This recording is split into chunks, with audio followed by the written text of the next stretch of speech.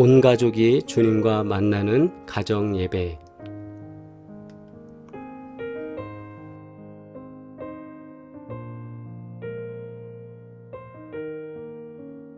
(3일) 만에 부활하신 예수님을 묵상하며 죽음과 부활을 위하여 우리가 함께 기도하는 시간 갖겠습니다.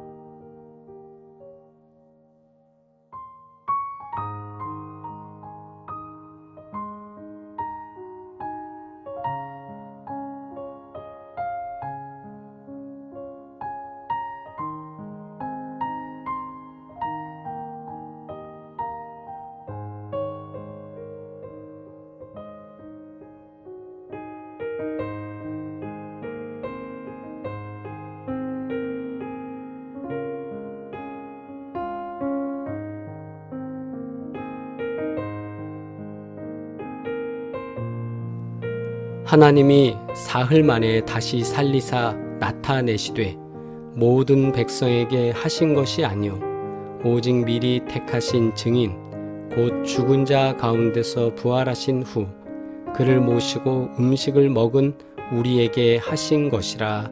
아멘. 공동기도 드리겠습니다. 전능하신 하나님, 저희에게 부활과 영생을 주시니 감사합니다. 부활의 소망을 통해 하나님 나라를 바라보며 언제나 주님을 위하여 살아가는 믿음의 사람이 되게 하시며 주께 쓰임받는 존재 되기를 소원하오니 주여 인도하소서. 예수 그리스도의 이름으로 기도합니다. 아멘. 온 가족이 주님과 만나는 가정 예배, 주만 예배 시간입니다. 하나님께서 귀하고 복되게 역사하시며 가정의 은혜로 역사하실 줄 믿습니다. 찬송가 452장 함께 찬양 드리겠습니다.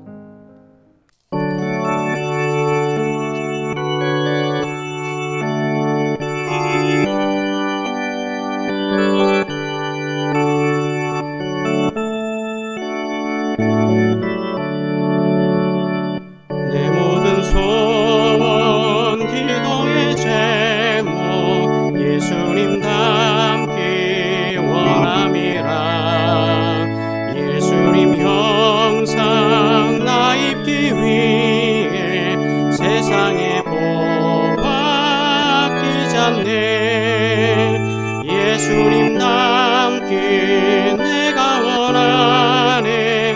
날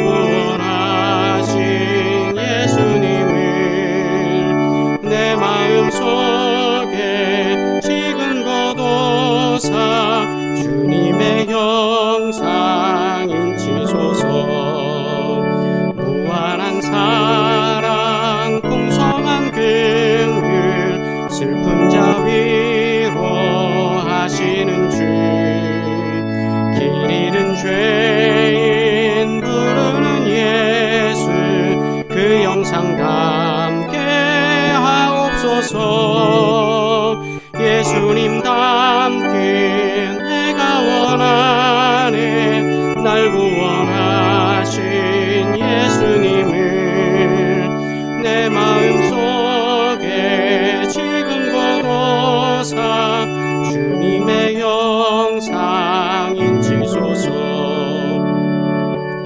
예수 거룩한 주님 원수의 멸시 참으시사 우리를 위해 고난을 받은 구주를 닮게 하옵소서.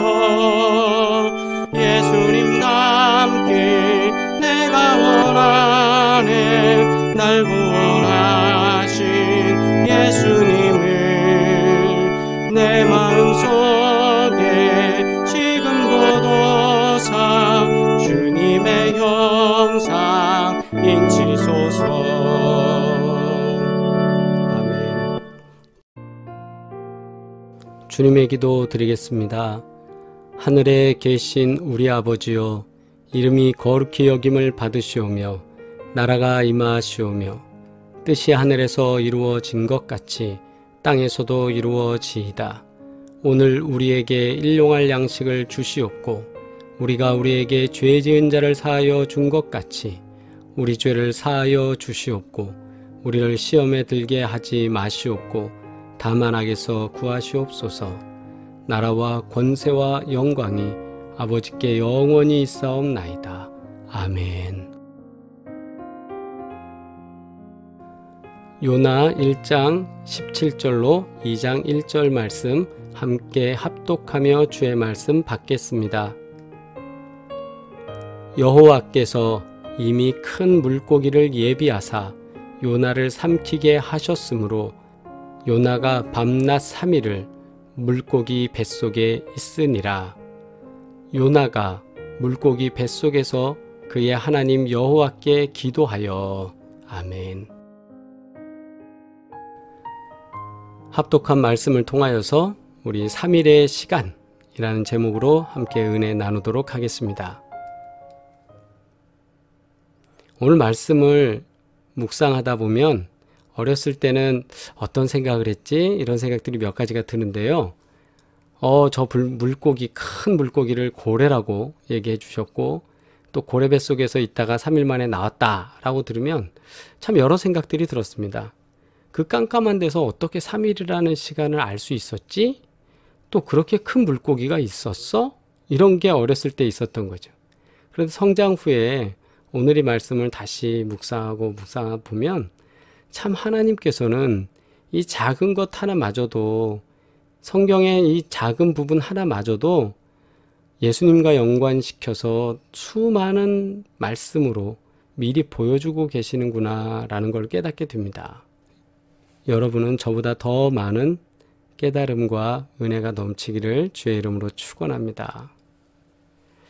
세상이 복잡할 때 저는 잠시 멈춤이라는 것 우리는 꼭 필요하다고 생각합니다. 세상 속에 살면서 우리가 복잡할 때, 스트레스로 인하여서 많이 힘들어할 때 가장 좋은 방법은 잠깐 멈춤하는 것입니다. 좋은 자동차는 어떤 자동차일까요? 브랜드 이름이 좋은 것, 또 잘 달리는 것, 또는 외형이 멋진 것, 뭐 여러 가지 판단의 기준이 있겠죠. 어떤 분들은 고속 질주를 잘하는 차가 좋은 차 아닙니까? 라고 말할 수 있습니다. 그런데 시간이 지나면서 좋은 차에 대한 생각들이 많이들 달라지는데요. 7월에 있었던 아나운서 부부가 차량 사고를 당했던 일이 있었습니다. 2.5톤 화물차가 반대 차선으로 역주행을 해왔습니다.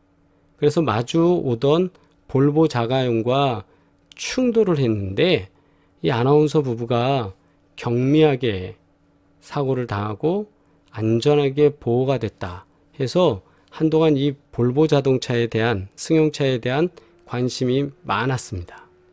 베이루트 폭발 사건 속에서 반파된 현대 자동차에 대한 영상이 화제가 됐던 적이 있습니다. 폭발 사고가 많이 나고 아수라장이 됐죠. 그런데 반파된 현대 자동차가 바퀴만 멀쩡하게 돌아가는 것 같아요. 그런 현대 자동차가 그 어려운 상황에서도 가는 모습이 영상으로 찍힌 게 유튜브에 올라온 적이 있습니다.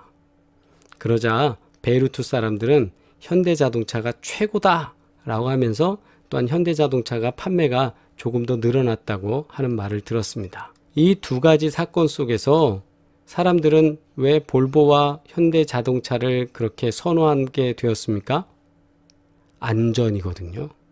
잘 달리는 거는 제한속도 제한 두면 더 이상 달릴 수 없습니다. 그러나 사고를 만날 때 어떤 차가 더 안전하느냐에 따라서 요즘은 평가가 더 달라졌다라는 거죠. 세상이 복잡할 때 더 스피드 있게 달리는 것, 힘 있게 달리는 것, 그게 문제가 아닙니다. 영상에서 보시는 것처럼 간당간당하지만 안전하게 지금 재작동을 하고 있잖아요. 저 자동차가. 그런 모습이 많은 사람들한테 저 차가 좋고 튼튼하다라고 보여지는 거죠. 세상이 복잡할 때 우리는 어떻게 해야 됩니까? 오늘 여기 17절 말씀에 여호와께서 이미 큰 물고기를 예비하사 요나를 삼키게 하셨으므로 요나가 밤낮 3일을 물고기 뱃속에 있으니라. 이틀도 아니고 왜 3일이냐? 이것은 죽음의 시간 3일을 이야기한다 저는 생각을 합니다. 예수님께서 돌아가시고 아리마대 사람 요셉의 무덤에 장사되어서 3일 만에 부활하실 때까지의 그 시간. 왜 요나에게 이런 물고기 속에서의 3일, 마치 예수님이 부활하시기 전 무덤 속에 있었던 3일처럼 이 3일의 시간이 필요했을까요? 그것은 무조건 달린다라는 인생 속에서 잠깐 멈출 줄 알아야 된다는 거죠. 요나의 선택은 요나가 물고기 뱃속에서 그의 하나님 여호와께 기도하여 라고 되는 것처럼 기도하고 결정하지 못했던 요나에게 3일의 시간 속에서 기도할 시간이 만들어졌습니다.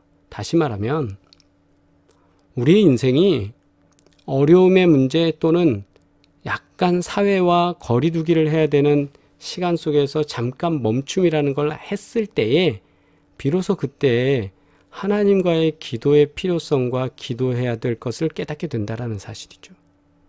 마치 요나가 하나님의 말씀이 있을 때에는 그걸 기도하고 행동한 게 아니라 무작정 행동을 합니다.